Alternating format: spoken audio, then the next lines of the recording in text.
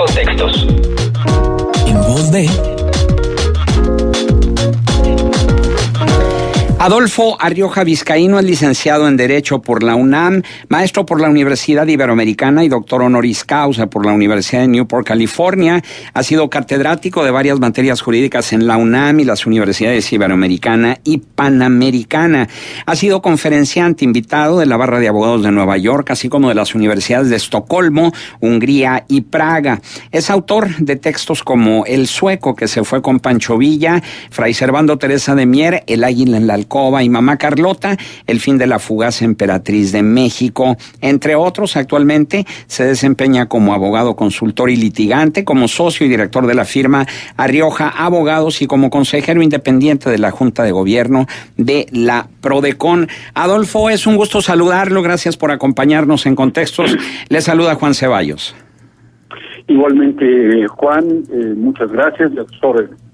Y bueno, pues usted es autor de La muerte de Pancho Villa y los tratados de Bucareli y hace referencia a cómo recibió una herencia de su abuela y aparte una versión original en inglés con las firmas autógrafas de los 4 comisionados de lo que se conoce como los tratados de Bucareli. ¿Cómo surge esta inquietud de escribir La muerte de Pancho Villa y los tratados de Bucareli? Bueno, yo tuve desde luego una cercanía muy importante ya hace 15 años con el personaje de Pancho Villa, cuando publiqué la obra del sueco que se fue con Pancho Villa, que se relaciona con la participación en la Revolución Mexicana de un militar sueco que estuvo como jefe de la división de artillería de Pancho Villa, después fue coronel en el ejército constitucionalista, y su intervención se da en el contexto de la inteligencia militar que operó de parte de Estados Unidos a lo largo de la Revolución. Esa obra me permitió familiarizarme con la figura de Pancho Villa como uno de los personajes más extraordinarios de la historia de México, menos comprendido y más mal explicado, porque desgraciadamente no hay un enfoque por lo menos en las últimas obras históricas que se han escrito al respecto, sobre la verdadera personalidad de Villa, o es un bandolero y asesino, o es un caudillo militar fuera de serie. Sin embargo, hay que buscar la debida ubicación del personaje, como todo ser humano, con defectos, debilidades, habilidades, éxitos. Es una figura muy compleja. Entonces, el análisis de esta compleja figura, combinada con la herencia que recibí mi abuela de la versión en inglés de las minutas de las conferencias de Bucareli, me permitió de alguna forma tratar de combinar ambos factores, toda vez con base en documentos recientemente desclasificados. Fue precisamente durante la discusión de los tratados de Bucareli que se acordó como una condición básica para el otorgamiento del reconocimiento diplomático de Estados Unidos a México y la ayuda militar y económica que conllevaba para Álvaro Obregón,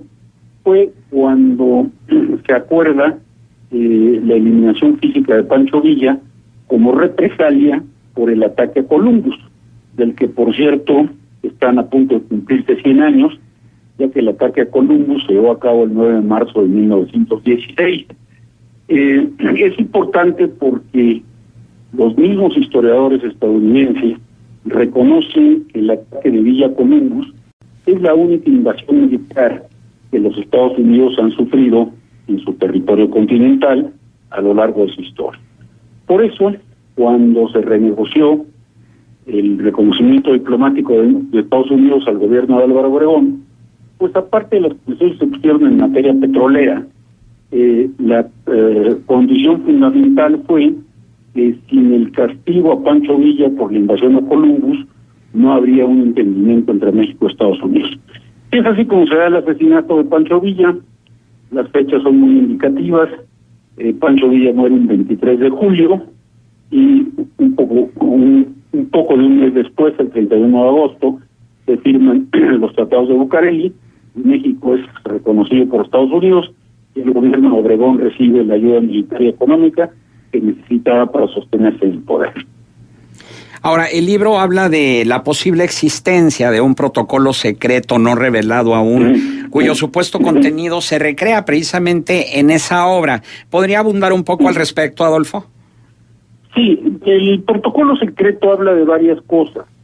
En principio, las minutas lo que establecen es que el gobierno de México se compromete a no aplicar a las compañías petroleras estadounidenses el artículo 27 de la en ese entonces nueva Constitución. El artículo 27 de la nueva Constitución en esa época estableció el principio que actualmente ya tampoco existe, de que el Estado, la nación mexicana, tiene el dominio directo sobre el petróleo. Ese artículo se pactó, inclusive en las minutas hay una carta del presidente Obregón al presidente, en ese entonces presidente Harding de los Estados Unidos, en que se compromete a no aplicar la nueva legislación petrolera a las concesiones que tenían con anterioridad las grandes compañías petroleras de los Estados Unidos, en especial la Standard Oil, en esa época hombre más rico del mundo, Nelson Rockefeller. Pero aparte de eso existe un protocolo secreto en donde se hicieron otra serie de acuerdos, fundamentalmente en materia de no industrialización de México durante un periodo de 25 años, con el objeto de que el crecimiento económico de México no represente una competencia significativa para Estados Unidos. Entonces, se pacta una veda industrial de 25 años que culmina precisamente a mediados de la década de los 50, en donde México no puede establecer industrias competitivas con los Estados Unidos. Posteriormente, cuando transcurren esos 25 años, se expide una ley de industrias nuevas y necesarias, que es con la que se inicia el proceso de industrialización del país. Pero obviamente, al iniciar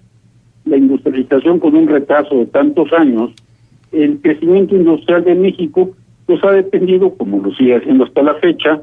pues de las inversiones de los Estados Unidos, de la tecnología estadounidense y de patentes y marcas que son propiedad estadounidenses, es decir, un crecimiento, una industrialización sostenida a base de la inversión norteamericana. Yo podría decir, y creo que no me estoy equivocando, que como consecuencia de la firma de los tratados de Bucareli, se inicia o se confirma la dependencia económica de México hacia los Estados Unidos, dependencia económica que seguimos teniendo hasta el día de hoy. Entonces, realmente los tratados de Bucareli, a través de ese protocolo secreto, pues no solamente acordaron la muerte de Pancho Villa y la no aplicación de la legislación revolucionaria al petróleo, sino también detener el proceso de industrialización del país, de tal manera que cuando se iniciara a mediados de la década de los 50 del pasado siglo, fuera fundamental y esencialmente dependiente de la inversión estadounidense, como lo es hasta el día de hoy. Bien, Pancho Villa o Doroteo Arango, sin lugar a dudas, es uno de los personajes más interesantes de la historia de nuestro país, porque hay quienes lo odian a muerte por ladrón, por abigeo, por violador, por déspota, por asesino, por prepotente, pero también hay quienes lo aman y lo ven como el héroe auténtico de la Revolución Mexicana, como el Robin Hood de los mexicanos de principios del siglo pasado. Y bueno, es un personaje ante el que no se puede quedar uno como mexicano neutral. ¿Cómo califica usted la personalidad de Francisco Villa o Doroteo Arango, que tanto lo ha estudiado a través de sus libros, El sueco que se fue con Pancho Villa, y en este caso La muerte de Pancho Villa y los tratados de Bucareli? Es un personaje muy difícil de descifrar, porque fue un hombre siempre muy contradictorio, por las condiciones además en las que tuvo que desarrollarse su vida. Un hombre, evidentemente, dado a ataques de violencia, a actos de agresión y de muerte totalmente injustificados, pero por otra parte era un genio militar innato, fue con mucho el general más brillante de la Revolución Mexicana y tuvo una serie de gestos de nobleza a los que no se les ha hecho demasiada referencia. Por ejemplo, en el tren militar de Pancho Villa siempre había un vagón de aprovisionamiento para ayudar a la gente pobre de los lugares a donde llegaba. Es decir, tenía una conciencia social innata de generosidad hacia los más desvalidos. También la reforma agraria que propuso Pancho Villa y que siempre fue relegada a un segundo término por los historiadores oficiales en función del agrarismo de Emiliano Zapata, es mucho más inteligente y mucho más profunda. El famoso plan de Ayala de Zapata, que consistía en dividir la tierra, los grandes latifundios,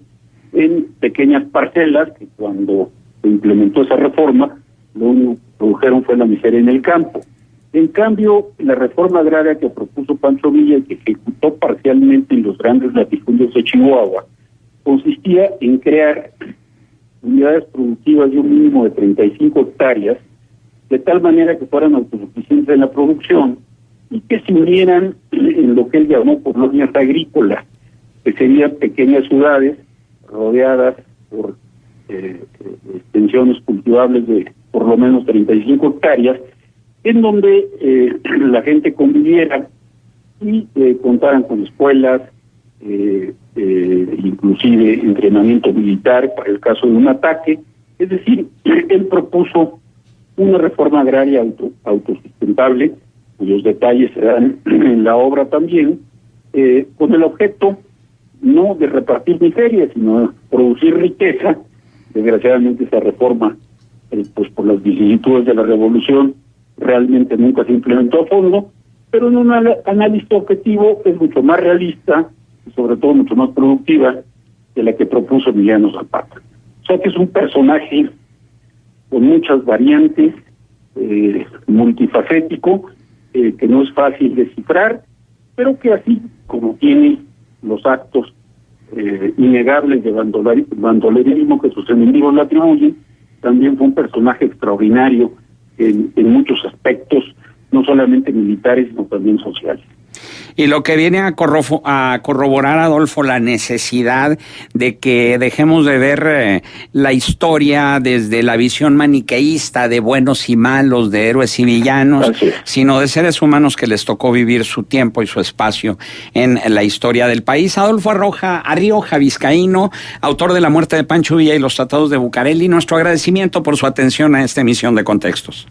Al contrario, muchas gracias por la entrevista y un saludo a esa ciudad de los esfuerzos, en donde sí tengo muy presente que en una de sus principales avenidas hay una gran estatua ecuestre del general Villa, de homenaje que no existe en todas las ciudades de México como debería ser, a un héroe que, defectos y virtudes, es el auténtico héroe popular en México.